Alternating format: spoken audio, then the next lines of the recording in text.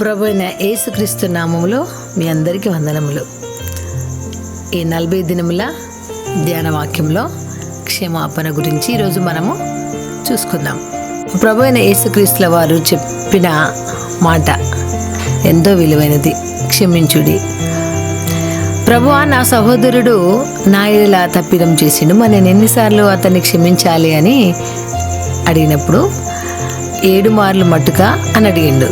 అంటే యేసు చెప్తున్నాడు, కాదు 70 ఏళ్ళ మట్టుకు అని ఆయన చెప్పిండు. యేసు ప్రభు వారు చెప్పిండు. మత్తయి సువార్త 18వ అధ్యాయము 22వ వచనంలో క్షమాపణ అంతులేనిది, మరి ఎల్లలు లేనిదిగా ఉండాలి. తర్వాత అది ఎంత పెద్ద తప్పునైనా కూడా మరి క్షమించగలిగినదిగా ఉంటుంది. ఎంత పెద్దదైనా కూడా సముద్రముకైనానో ఒడ్డు ఉంటుంది, కానీ ఏ దేశానికైనా కూడా హద్దులుంటాయి, కానీ క్షమాపణకు హద్దులుండవు. హద్దులు ఏర్పరచుకోలేనివి మాత్రమే క్షమాపణ. అయితే క్షమాపణ గుణమునకు హద్దులు లేవని యేసు ప్రభువు వారు నేర్పాడు. పాపిని క్షమించమని ప్రతిసారి దేవుడికి మనము ప్రార్థిస్తాము.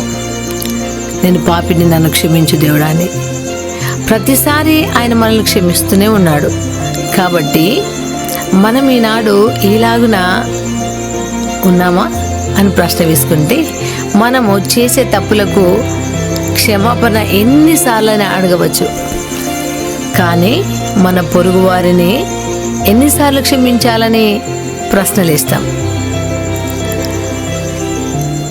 యేసు పరలోక ప్రార్థన చెప్తూ, మా రుణస్థులను మేము క్షమించిన ప్రకారము మా రుణములను క్షమించుము అని అడుగుతాము మనం పరలోక ప్రార్థనలో. మీ పొరుగువారి అపరాధములు మీరు క్షమించకపోతే మీ పరలోక తండ్రి కూడా మీ అపరాధములను క్షమించాడు.